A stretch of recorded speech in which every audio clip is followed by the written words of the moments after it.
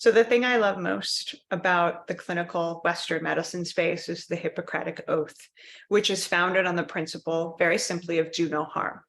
But what's important about the Hippocratic Oath is it's not just the harm that can be caused by the very few rogue people who do so intentionally. It also includes do no harm, even if you mean no harm, which means don't be reckless, don't be stupid, don't step outside of your expertise, know your limits, and do your own work on yourself so that we can be more aligned with the greater good and not accidentally project our shit on someone else. I would like to see this implemented in the plant medicine space, specifically with ayahuasca. And the principles that I would like the Hippocratic Oath for ayahuasca to include are as follows. Do not pour medicine unless you have years and years and hundreds of ceremonies under your belt. I don't care if you're the rare unicorn that came into the world just remembering how to work with her. She's tricky, and the way people respond to her is tricky.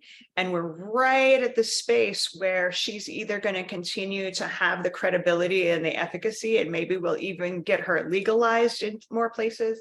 But, you know, the reckless people that are showing up in yoga studios after 10 ceremonies and pouring medicine for people and they have no business to, they are ruining it for the rest of us because they're the ones creating the headlines of so-and-so, you know, super sick or dies because of ayahuasca. It's not because of ayahuasca, it's because of untrained egoic facilitators. So please do your work.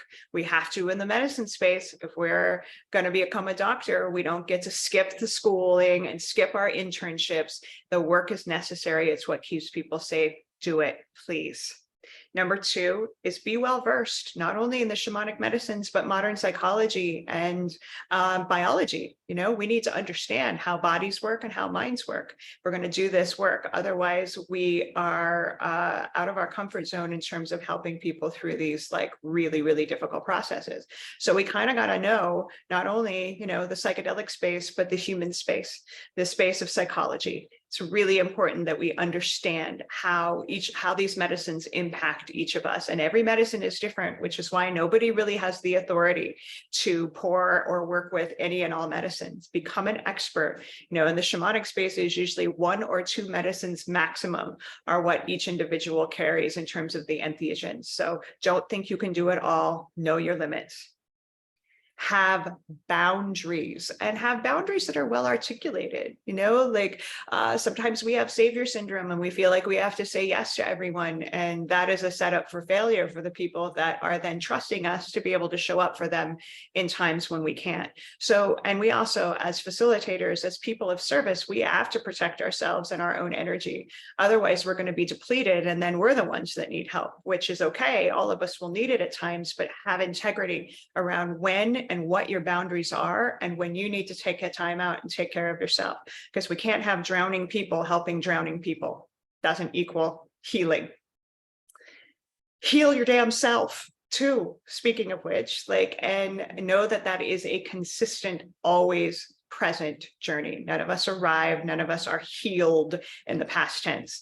So, you know, maintain that integrity and that transparency around your vulnerable egos and your humanness and your shadow and the things that you're working on. It only makes you more credible and safe and trustworthy to the people that you're of service to. That is an integral part of doing no harm, being honest.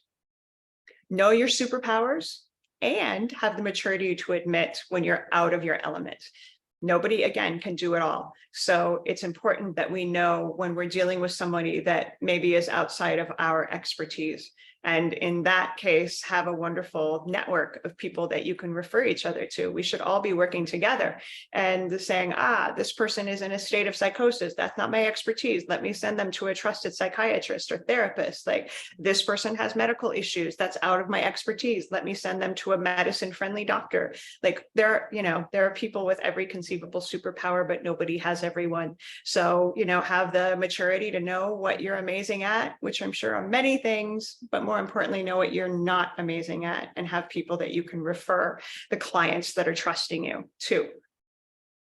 Have a healthy relationship with money. Please don't start running ceremonies when you're still in a space of greed and scarcity and fear mongering, because I know that we deserve to be compensated for not only the work that we do, but all the effort that we've put into being the people that we are, that are safe and credible to do this work. So absolutely, we get to make money, but we shouldn't be charging, like Oregon is, $3,500 for a single dose of mushrooms that costs pennies. So and I know there's lots of liability and legal reasons why all of this is happening, but we need to get to a place where these medicines and the help of those of us who can do this with integrity and safety, that they're available to all. Everybody deserves to heal. It's our birthright. So we should not only have spaces where we're charging money to help people heal, but we should also have lots of free resources, like the videos that I do, training people to take care of themselves where it's appropriate, and just educating them on how to stay safe and discerning and how the medicines work, etc. Like this should be accessible to all of us in some way, shape, or form. So get your relationship with money into order, and look, there's plenty for all of us, okay? And finally, have a healthy relationship with power. It might be the most important piece of causing no harm, because our egos love to feel powerful. They love to feel seen. They love to feel special. They love to feel better than. But that is a hierarchy that is an illusion. So the relationship with power really needs to be a foundational thing that we crack the code on when we sit behind the altar, because the people that we work with will want to give us pedestals, want to give us credit for the magic that happens in these spaces, and we never deserve it.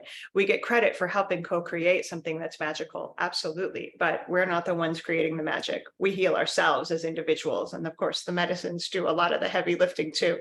But please just get your ego in check before you step into these roles of leadership, or harm will be perpetuated, and that is the opposite of what these spaces are all about.